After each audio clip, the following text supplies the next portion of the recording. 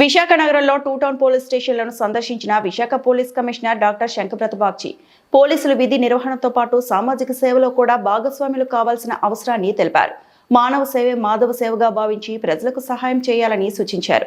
ఈ సందర్భంగా సిబ్బంది నుంచి గౌరవవందనం స్వీకరించిన కమిషనర్ శాంతి భద్రతల పరిరక్షణ, మహిళా సమస్యల పరిష్కారానికి ప్రాధాన్యత ఇవ్వాలని అధికారులకు ఆదేశించారు.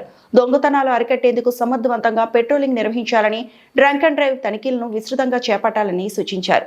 తర్వాత జరిగిన సేవా కార్యక్రమాల్లో పాల్గొని విద్యార్థులకు పుస్తకాలు, నిరుపేదలకు పండ్లు పంపిణీ చేశారు. ఈ కార్యక్రమంలో డీసీపీ మణికంఠ, చందోలు, ఏసీపీలు, ప్రజాప్రతినిధులు మరియు పోలీసులు పాల్గొన్నారు.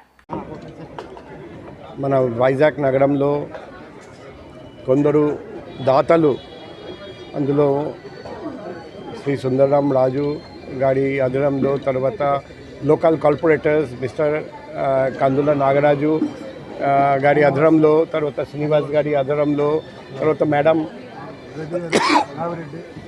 రామిరెడ్డి గారి ఆధ్వర్యంలో, ఇంకా కొందరు నాయకులు, కొందరు దాతలు, అందరూ గొప్పవాళ్ళు ముందుకు వచ్చి ఈరోజు ఒకవైపు ఉచిత వైద్య శిబిరం ఏర్పాటు చేయడం, మరోవైపు బకెట్స్, మాగ్స్, బ్లాంకెట్స్, పండ్లు పంపిణీ ఉచితంగా అది ఏర్పాటు చేయడం, ఒకవైపు బ్లైండ్ పర్సన్స్కి, మరోవైపు షెల్టర్ హోమ్లో ఉన్న వృద్ధులకు, మరోవైపు విద్యార్థులకు, స్టూడెంట్స్కి, మరోవైపు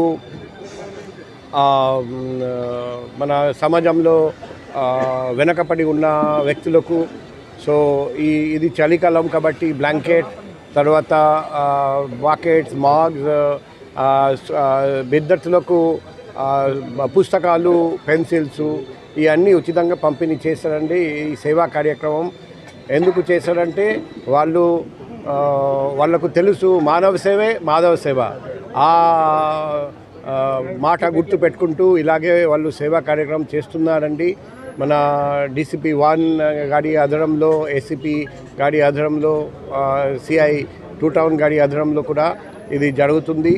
ఈ చక్కటి ప్రోగ్రాం పెట్టిన ప్రతి వ్యక్తికి పేరు పేరున నేను కృతజ్ఞతలు, ధన్యవాదాలు తెలియజేస్తున్నా.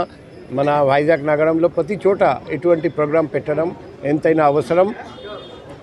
ఈ సందర్భంగా నేను డీసీపీ గారికి, ఏసీపీ గారికి, ఇన్స్పెక్టర్ గారికి కూడా అభినందనలు తెలియజేస్తున్నా.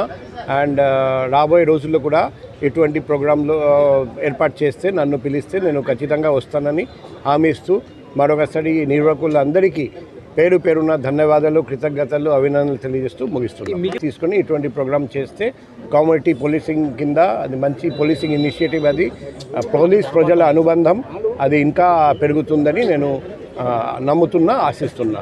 అండ్ అందరికీ అడ్వాన్స్గా న్యూ ఇయర్ శుభాకాంక్షలు తెలియజేస్తున్నా.